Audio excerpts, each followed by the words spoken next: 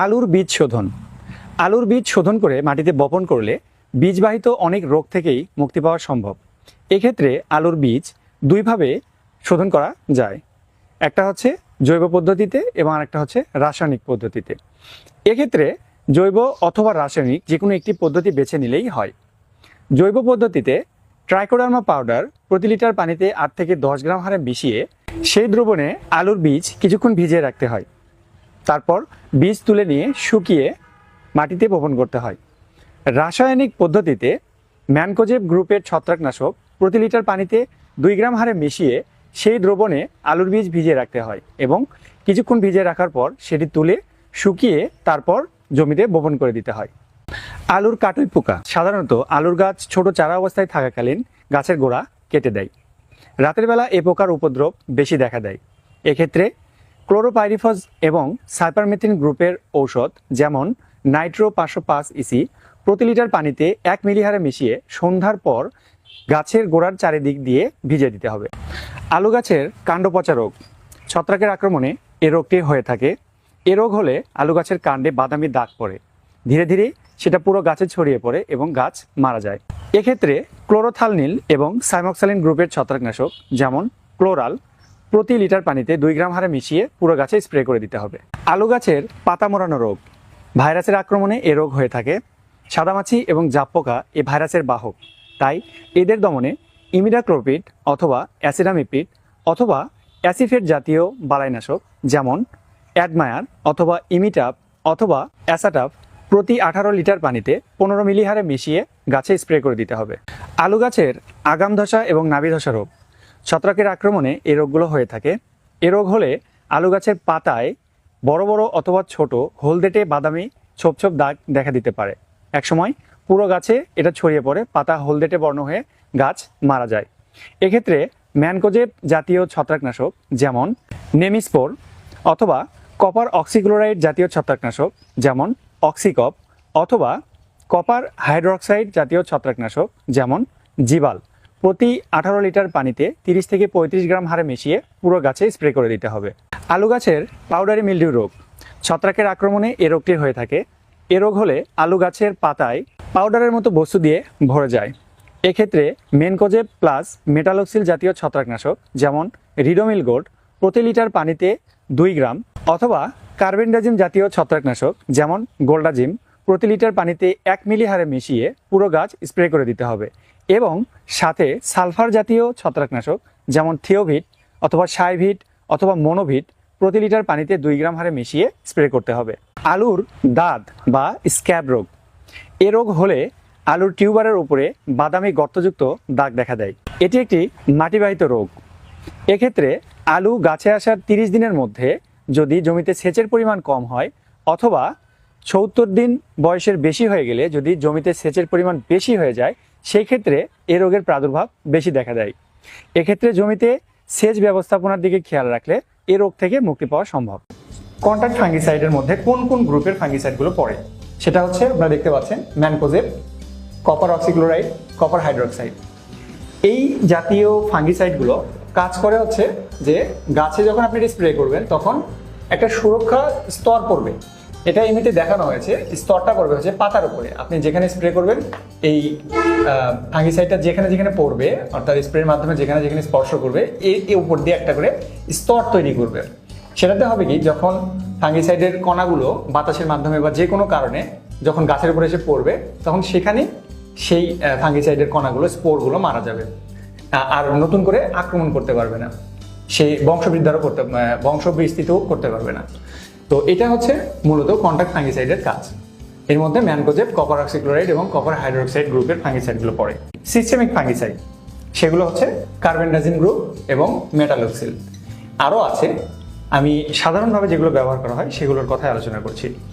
এই জাতীয় ফাঙ্গিসাইডের কাজ হচ্ছে যে এগুলো গাছের ভিতরে প্রবেশ করবে, অর্থাৎ পাতাতে যখন বা গোটা গাছে যখন স্প্রে করা হবে তখন সেগুলো গাছের ভিতরে প্রবেশ করবে। এই পত্ররন্ধ্র অর্থাৎ এই পাতার মধ্যে যে ছিদ্রগুলো রয়েছে, গাছের মধ্যে যে কাণ্ডের ভিতরে যে ছিদ্রগুলো রয়েছে, এগুলো দিয়ে এটা গাছের সিস্টেমে প্রবেশ করবে।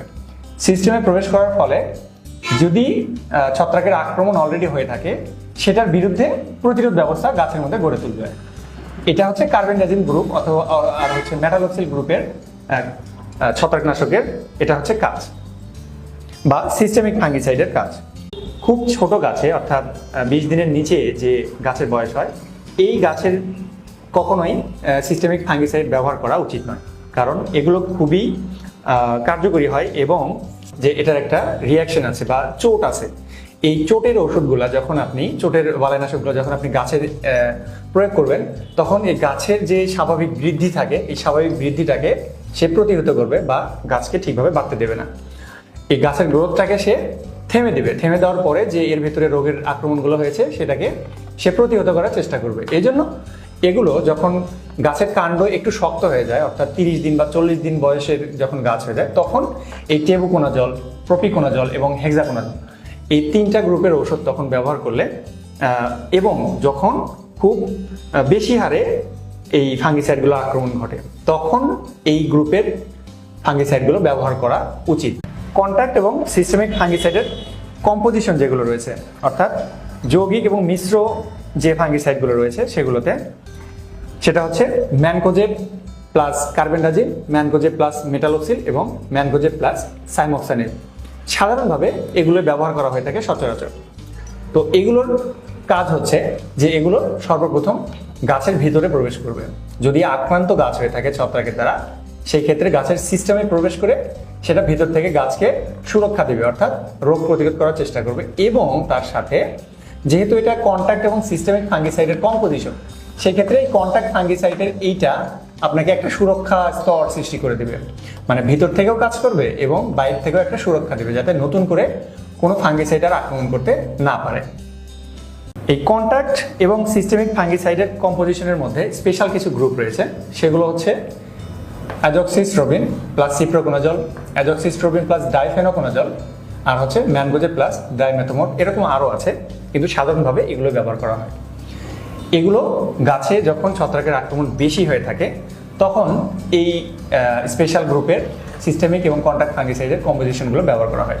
এগুলোরও একই কাজ, গাছের ভিতরে প্রবেশ করে এবং রোগ ধ্বংস করে এবং একটা সুরক্ষা স্তর তৈরি করে যাতে নতুন করে আর কোনো ফাঙ্গিসাইড আক্রমণ না করতে পারে গাছে।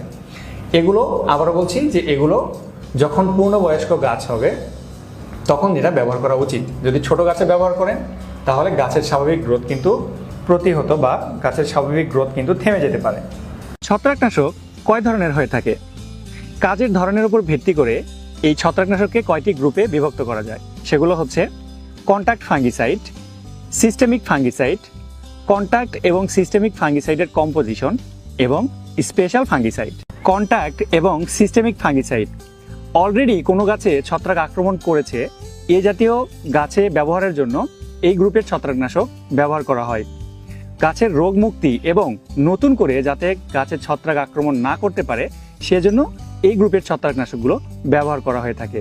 কিন্তু যদি দীর্ঘ সময় ধরে এই গ্রুপের ছত্রাকনাশক গাছে ব্যবহার করা হয় তাহলে কিন্তু গাছের স্বাভাবিক বৃদ্ধি কমে যেতে পারে, যেমন mancozeb plus metalaxyl, mancozeb plus কার্বনডিজম এবং ম্যানকোজেব প্লাস সাইমোক্সানিল গ্রুপের ছত্রাকনাশক। কন্ট্যাক্ট ফাঙ্গিসাইডের কাজ হচ্ছে এরা গাছের উপরে এক ধরনের সুরক্ষা লেয়ার বা প্রলেপ তৈরি করে, ফলে বাতাসের মাধ্যমে ভেসে আসা ছত্রাকের স্পোর বা রেণু যখন গাছের উপরে এসে পড়ে তখন এটা বংশ বিস্তার করতে পারে না এবং সেখানেই মারা যায়, ফলে গাছ সুরক্ষিত থাকে।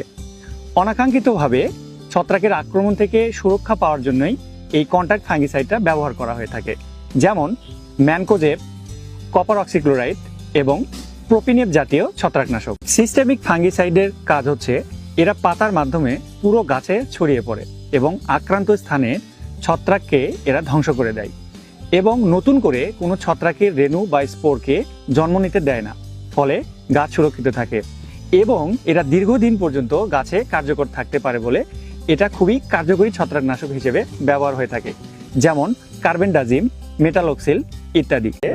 আমাদের ওয়ানডার্মা পাউডার যেটা হচ্ছে ট্রাইকোডার্মা পাউডার, এটা যখন আপনি জমি তৈরি করবেন জমি প্রস্তুত করার সময় প্রতি বিঘা জমিতে 2 থেকে 3 কেজি হারে মিশিয়ে, অর্থাৎ এটা মিশাতে হবে জৈব সারের সাথে, মিশিয়ে এটা জমি তৈরির সময় প্রয়োগ করে আপনাকে জমি চাষ দিতে হবে। আর এটা শেষ চাষে করলে সব থেকে ভালো ফলাফল পাওয়া যায়। আর মাটি বাহিত যে ছত্রাকগুলো থাকে এইটাতে এই ট্রাইকোডার্মা পাউডারটা খুব ভালো কাজ করে থাকে। সেক্ষেত্রে আপনারা এটা অবশ্যই জৈব ছত্রাকনাশকই ব্যবহার করার চেষ্টা করবেন।